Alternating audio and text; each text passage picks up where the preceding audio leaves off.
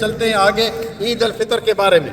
عید الفطر کے بارے میں کچھ فضائل و مسائل سنتے ہیں۔ پیارے بھائیو، عید الفطر یہ بھی ایک عبادت ہے، جس طرح ہم نے روزہ رکھا عبادت ہے، نماز پڑھتے ہیں عبادت ہے، عید الفطر بھی ایک عبادت ہے۔ عید الفطر جانے سے پہلے کوئی میٹھی چیز کھانا سنت ہے، جس طرح کہ بخاری کی حدیث نمبر 953 میں جو ہے وہ سیدنا انس بن مالک رضی اللہ تعالیٰ عنہ بیان کرتے ہیں کہ رسول اللہ صلی اللہ علیہ وسلم عیدگاہ جاتے ہوئے تاک عداد میں کھجور کھا کر جاتے تھے۔ تاک عداد کون سی ہیں؟ 1، 3، 5 اس طرح۔ اسی طرح نمبر 2، عید کے دن پیدل جانا سنت ہے۔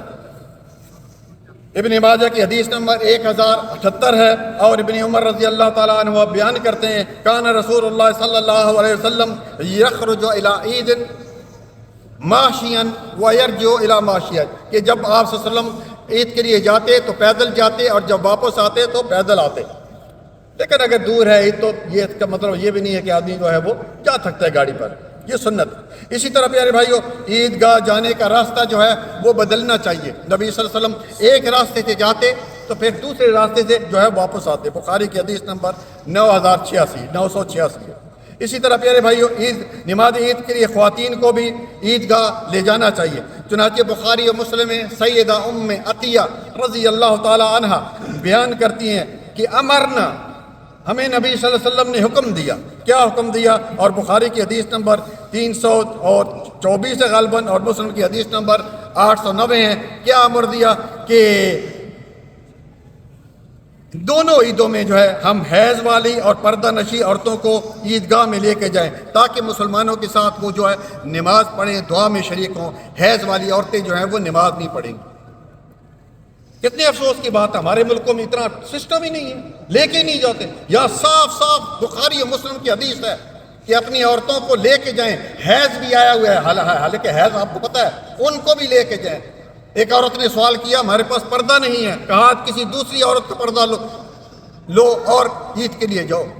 آج عید کا دن ہے، آج اللہ تعالیٰ کی طرف سے انعام ملنے والے ہیں جو رمضان میں ہم نے جو ہے کوششیں کی ہیں۔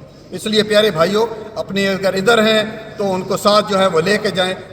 مساجد میں انتظام ہے، جو باہر جو نماز عیدگاہ بھی پڑھی جا رہی ہے اس میں بھی انتظام ہے، پیچھے عورتوں کا انتظام ہے۔ اسی طرح پیارے بھائیوں، نماز عید کے لیے نہ اذان ہے اور نہ اقامت۔ اسی طرح آگے چلتے ہیں، عیدین کی نماز 12 تکبیر یہ اس سے پڑھی جائے گی، 2 رکعت پڑھی جائے گی پیارے بھائیوں۔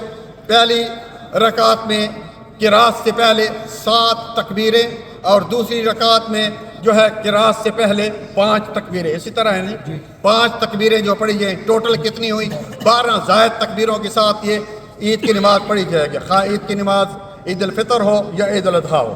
اسی طرح پیارے بھائی آگے چلتے ہیں کہ نماز عید میں جانے کے بعد کوئی نفل نماز نہیں ہے، نہ اس سے پہلے ہے نہ اس کے بعد ہے۔ نبی صلی اللہ علیہ وسلم سے ثابت نہیں ہے، آپ صلی اللہ علیہ وسلم گئے عیدگاہ میں اور سیدھا جو ہے کیا عید کی نماز پڑھائی، اور اس کے بعد جو ہے وہ خطبہ ارشاد فرمایا۔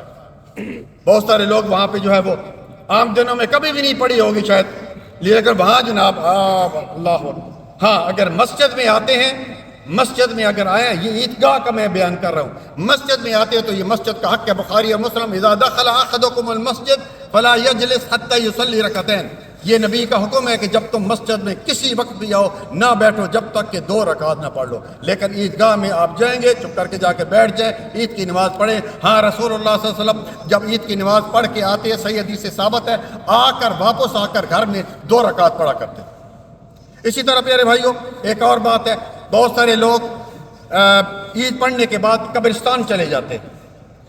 عجیب بات، مردوں کی عید ہے، پھر ظاہر ہے کہ ابھی کوئی آدمی جو ہے والدین کی قبر پر گیا تو واپس جب آیا تو پھر تو منہ لٹکا ہوئے گا۔ بچے بیچارے انتظار کر رہے ہیں کہ ہمیں عید ملے، وہ ادھر گیا آئے گا تو پھر اس کا ظاہر ہے کہ دل ہو جاتا ہے نا ذرا۔ تو پیارے بھائی یہ نبی صلی اللہ علیہ وسلم کی سنت سے ثابت نہیں ہے، آپ صلی اللہ علیہ وسلم کبھی بھی عید پڑھنے کے بعد بقیع قبرستان ساتھ تھا، کبھی بھی عید وہاں قبرستان نہیں گئے کہ چلو میں جو ہے وہ وہاں پہ ان کے لیے دعا کروں۔ یاد رکھیے ایک بات، یاد رکھیے کوئی بھی اسلام میں وقت مقرر کرنا دن مقرر کرنا، وقت اسی طرح مہینہ مقرر کرنا، سال مقرر کرنا، یہی چیز بدعت ہے، یہ شریعت بنانا اللہ رب العالمین کا حق ہے، کسی آدمی کو اس بات کی اجازت نہیں ہے۔ قبرستان آپ جس وقت مرضی آ جائیں، لیکن عید والے دن ہی خاص کیوں؟